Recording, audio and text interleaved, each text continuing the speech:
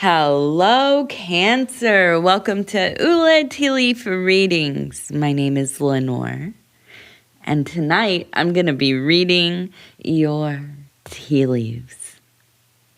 All right, Cancer. We start this new cycle with the Hierophant, which always to me seems imperfection with a Cancer person. Like, this is definitely an archetype that you know well. Now, it might not be related to the spiritual sectors or religious sectors. As we know, the Hierophant is the high priest, okay? So this is an archetype unlike the high priestess, who is, more kind of in that watery element, that psychic, intuitive, flowing, kind of natural magic ability. Whereas the Hierophant is, one that is in the books, right? Following tradition and tenets and techniques and whatever it is that you follow, whatever it is that kind of really, it flavors your life, whatever thing that you dwell within, whatever kind of point of identity, which, we all have. Hopefully quite a few, right? But whatever that is, I feel that you take it quite seriously. You must. You are somebody who absolutely is in the details. You never leave the details, really. You are perceptive. You are quite innovative and creative. And I think within this ability to find things that you really care about, but also devote yourself to the research, to, the practical applications, to maybe immersing yourself in the social side of your interests, of your devotions, and so on. So I do feel like this is probably the archetype that's really at the front of things for you right now. So I feel like you have probably redevoted yourself recently, and that's why we see this really kind of firm, powerful stance or posture within this particular archetype. Okay, so it fully activated. Now we're gonna go ahead, we're gonna turn the bowl, and then we'll tap on it. And I need to turn off my watch face here. Okay, we're gonna lift it up and we'll take a look. Let's take a look here.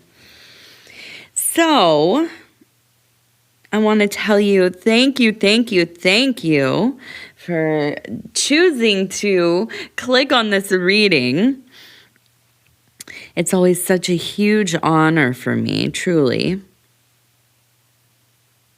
And I really look forward to being able to spend this time kind of dwelling in your energies and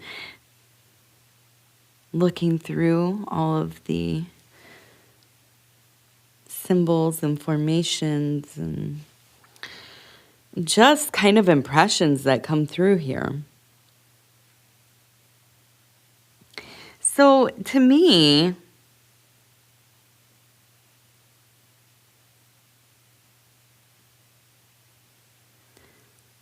it feels like there is some real emphasis on letting go. Not that you haven't before, but I think this is something where you have to kind of keep letting go.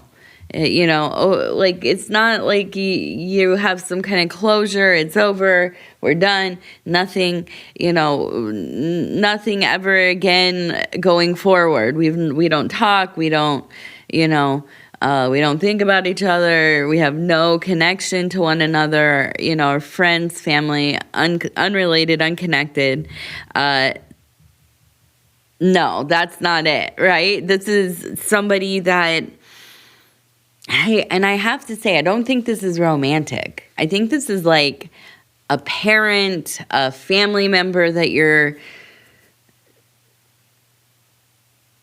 have a long history with. So maybe like a sibling. I feel like you grew up in the same household, or they raised you, or, whatever it is. There's a substantial amount of time that you spent dwelling next to this person. So we have the person sitting here, and it looks like there's a child.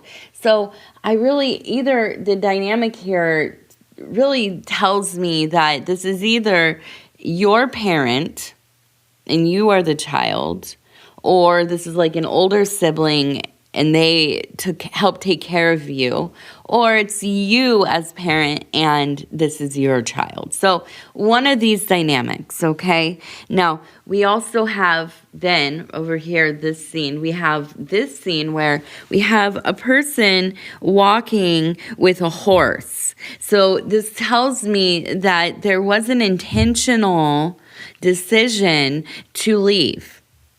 There was some kind of and maybe it is just that you got old enough, right? You turned 17, 18, 19, and you were up out of the house, right? You were like peace sign, dust in the wind, everything is just forward, forward, forward.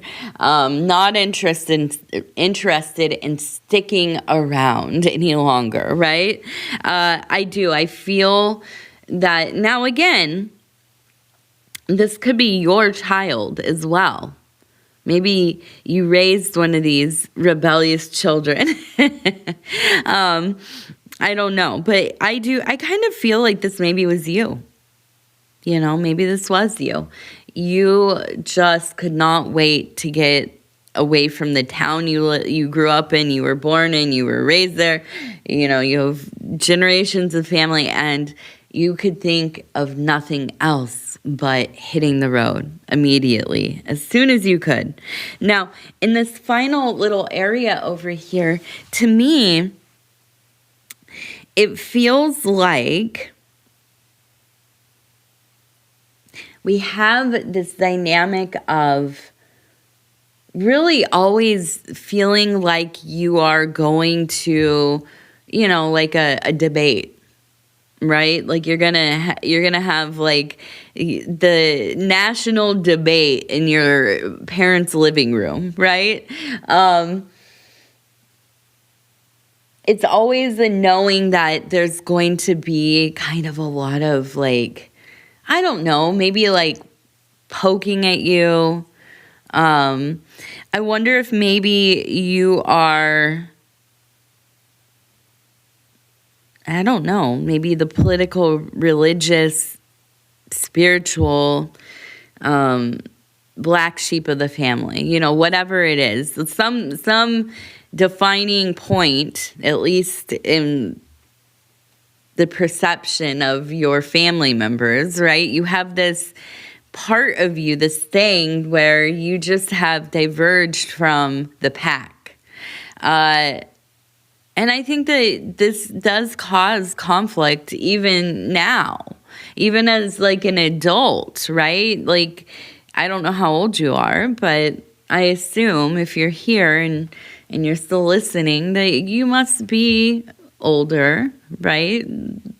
Maybe my age, maybe a little older. I look at my demographics and my viewership, which make me very happy. Very happy. Yeah, a lot of people within my age range and older, which is 40s, right? So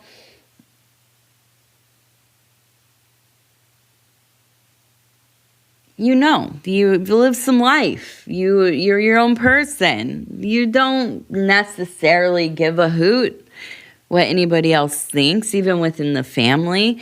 But I think these last years have become so divisive everywhere about all things. I mean, listen, show me a person, and if we can't find a reason to argue about something, like it could be anything. What do you feel about, seed oils? How do you feel about homeschooling? What is your political affiliation? Now, these are things that I think about a little bit, because I'm mom. I'm still raising a younger little being. But yeah, I mean, listen, there are all kinds of things. Most of them are really benign things, and people still, like to argue, like to fight, like to create division and get on board with their alliance and all of that. So I think for you, Cancer, you're not afraid of some conflict, and you really, I don't think, care that much what anybody thinks. But in these particular kinds of dynamics with our family, and it goes back throughout our histories, and it is this thing that has been a sore subject for many years, it can be quite emotionally pressing. Right? It can be something that, it just pulls that one little thread. And next thing you know, you're screaming and weeping. And putting all the business down on the table in front of everybody, right? Right in the middle of the park at the family reunion. No, hopefully not. Nothing like that. But I do feel that this is something that is coming to the front for you. And I wonder if this is, a sense of wanting to, and it's not closure so much as having an empathy and understanding, a belovedness with self. And I think that you have to look at some of these kinds of things and really admit to yourself, like, hey, I don't really like what some of my family's about, or maybe all of my family's about, but they're my family. And if they can't, at least be a little nice, even if we don't see eye to eye, that's hurtful, especially if it's been going on for years. So I do feel like this is a core thing.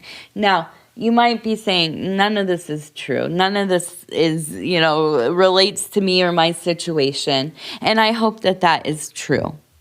I hope that you are one of those, rare, blessed beings that you get along with your peoples, and they all treat you with respect, and vice versa.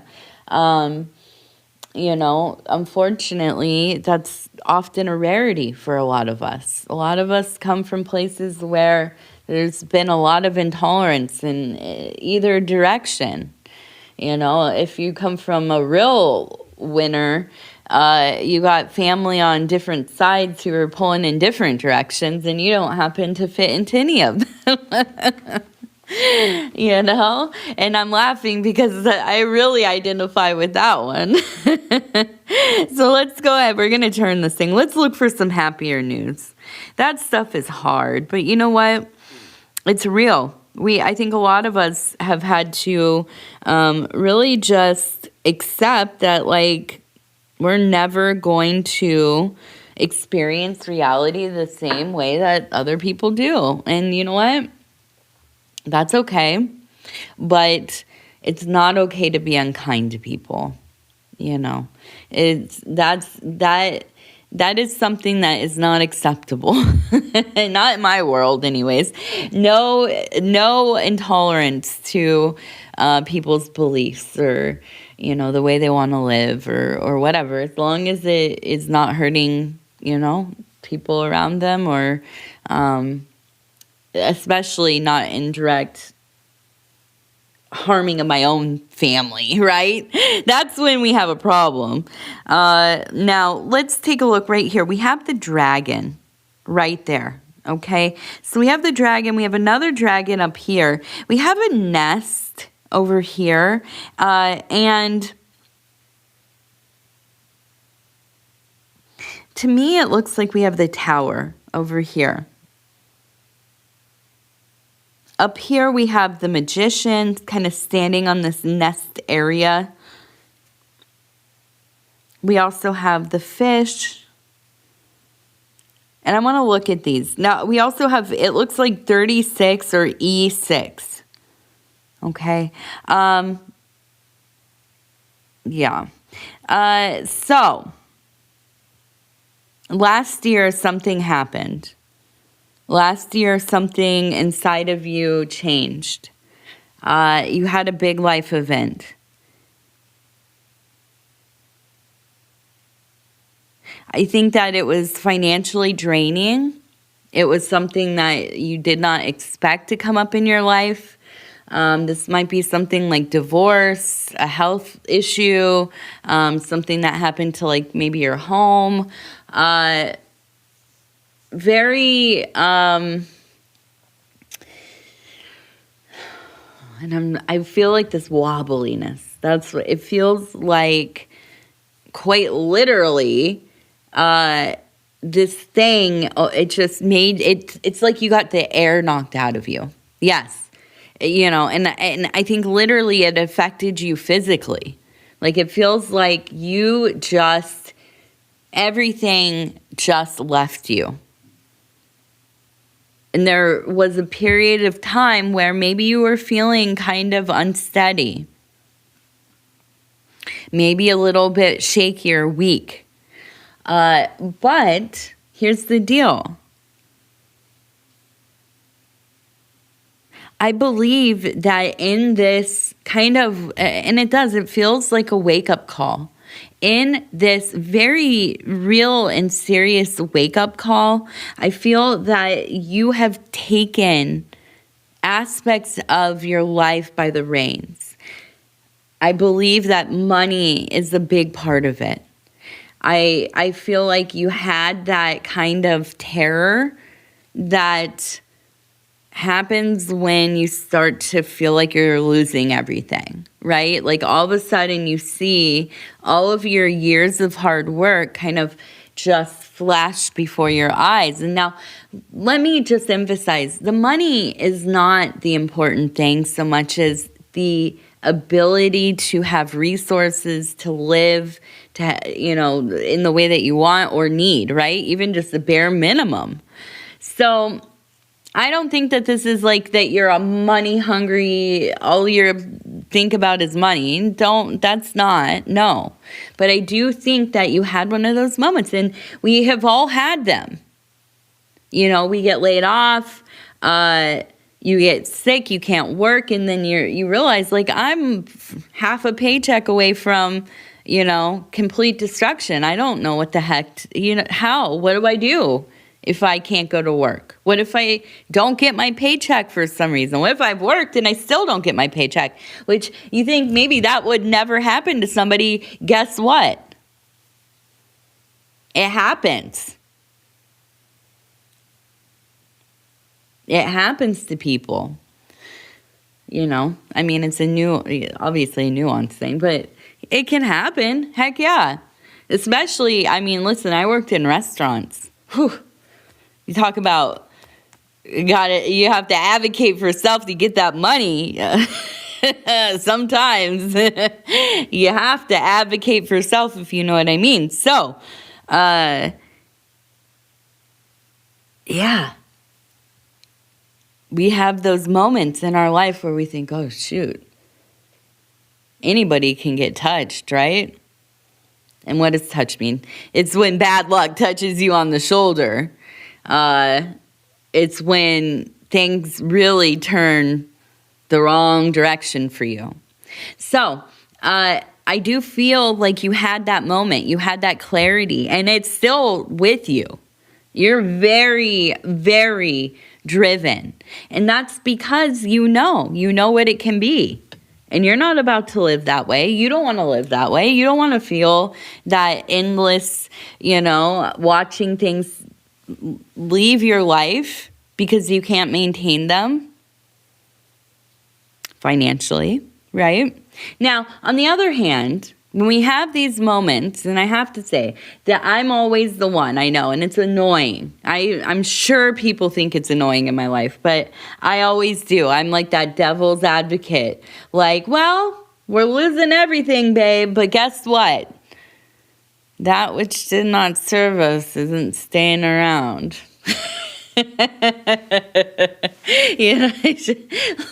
Silver lining. No, but sometimes you have to look for that. You have to think like, okay, well, I'm seeing that this isn't going to work out in the long term, so I'm glad it's leaving now, right? But it's also the thing that will kind of light a fire underneath us to get us going. So we also have the Magician and the Nest, which is a most holy and sacred union of symbols. We have rebirth,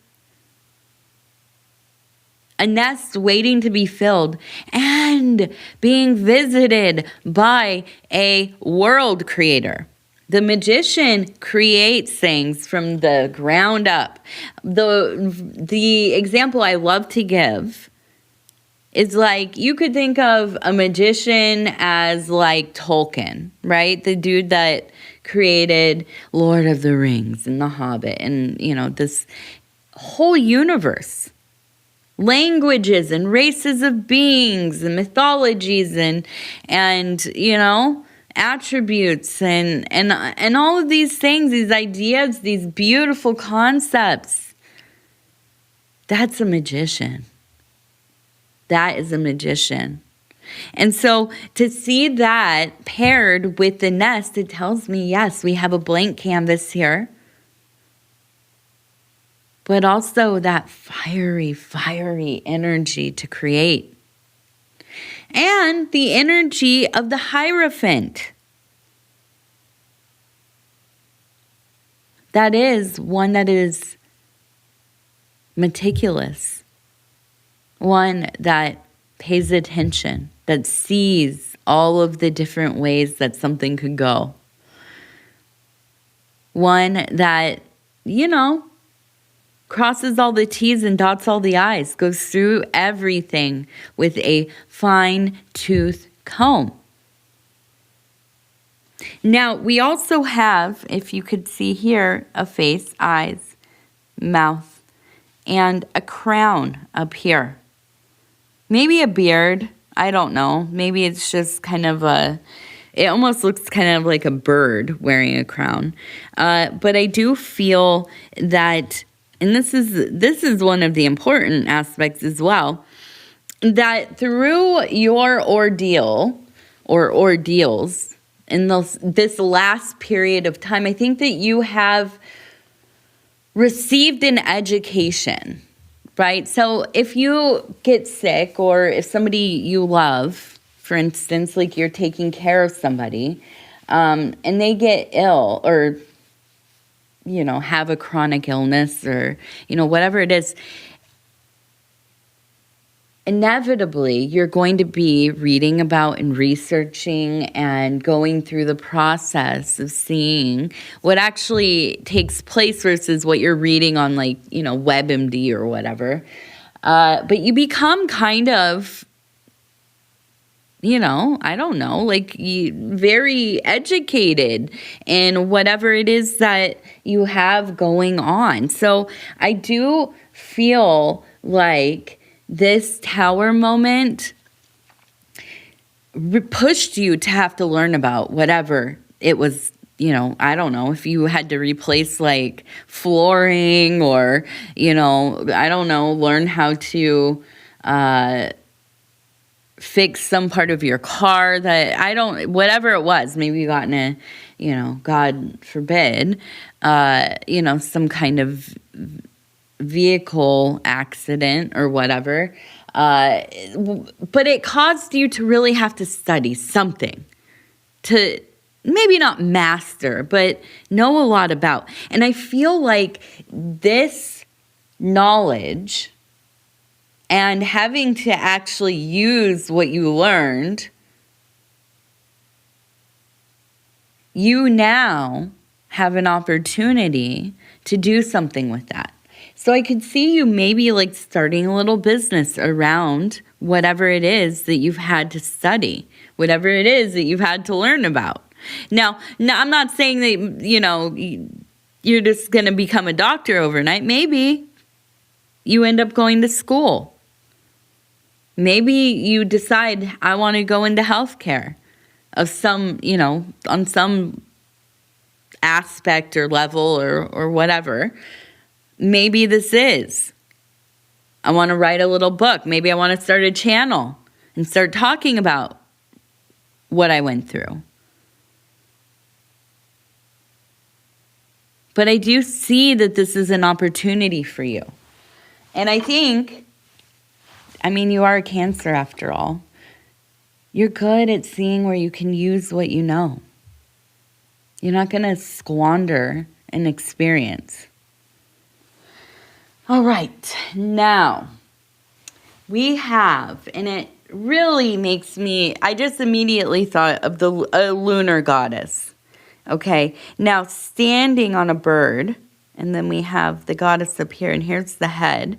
Now,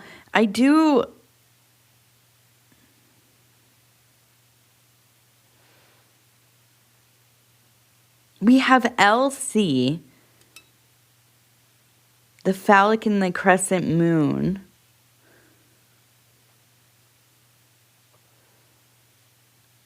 (27).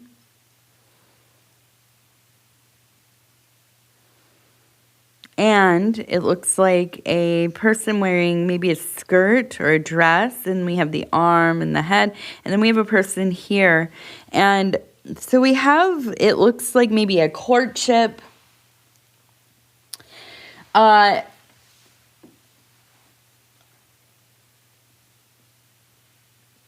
feel like there is a raising sense of connection and attraction. It feels like an established relationship. But I feel like, listen, I feel this like kind of echoing of growing back together or relearning each other, and really this emphasis on not having like wild, like expectations you have when you're young. But I just feel like for you, you're in a place of really wanting like a companionship with ease. Just like minimal negative energies. I feel like you're just at a point where you're really tired of hearing people complain. You're really overwhelmed with it's like you wake up, people are complaining. You go to work, you just kind of go either just going through the motions or they're upset about something. You are in the car driving home thinking, when I get home, please, please, please, dear universe, do not let the first thing I hear when I open that door be a gripe, a question about like, what are you making for dinner? No hello. No hello. No how you doing. No, you look beautiful. You're frazzled and sweaty and disheveled, but you look beautiful. No, just immediately, what are you making for dinner? And you're in the car and you're thinking, when I get home, please, just like let it be chill. Let it be just quiet. I don't even care if everybody's asleep, just taking naps in the AC that I pay for. But dang it, please, no more bad attitudes. No more complaining about life. No more, just for a little bit. just for a moment. Of course we want everybody to feel their emotions and live their truth and do the thing. But sometimes, please, just be an easy day. And I feel like that's where you're at. Can you tell I kind of feel that way too? I think we all are feeling a little bit that way. But I do also feel, a growing together, a wanting for that. And I do think, it's happening. And I think a lot of it is that you will, part of it, well, I'm not going to put it all on one person, right? But a big part of it is that you are sticking with this feeling of, I'm not going to accept anything else, really. Not that I'm going to, reject you if you're in a bad mood, but hey, we're going to set some boundaries, right? You're not going to yell at me. You're not going to make me feel bad because you feel bad, and I think that even in these small little kind of adjustments, it sets a tone of this is what I want. I want us to connect. I want things to be good in my life.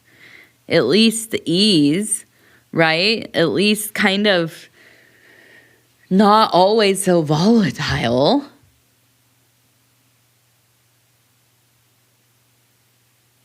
And it's all so easy when we start deciding. I'm not going to stay in the room if this is what it's going to be. I'm going to go for a walk. If the house is getting louder and people are starting to talk a little bit louder of each other, one after another, next thing you know, it's loud, it's chaotic. There's TVs and music and nobody getting up to come across the house to ask for what they want or need. They're just yelling it. And you know what? I'm taking a walk for my peace. So I think we're all kind of in this space, don't you? But the love, it allows for the love to grow. When we start to make decisions that will promote our own healing, restoration, feeling rejuvenated by our boundaries. Really, that little bit of space allows for a lot. It really does. Okay, let's see. We're going to do our lucky numbers. We have number 90 is the first. 90, 36, and 9. 9. All right. And we will end with our wild bohemian affirmation cards and flip through, stop where it feels right. Number 1, I am here. Continue to grow without repression. You'll never be finished. Congratulations. All right, cool. Yeah, congratulations. It's never going to end. You're just going to keep growing, which is a blessing, right? Isn't that a blessing for each of us? All right. Cancer, I love you. If you want to like, subscribe, or leave a comment, I would love to hear from you. I'm not going to keep rambling on any longer, I promise. But I do want you to know, I hope that you're having a wonderful beginning to your summer or winter, wherever you are. Please be safe. Take care of each other. Make good choices. And I love you. We'll talk soon. Good night.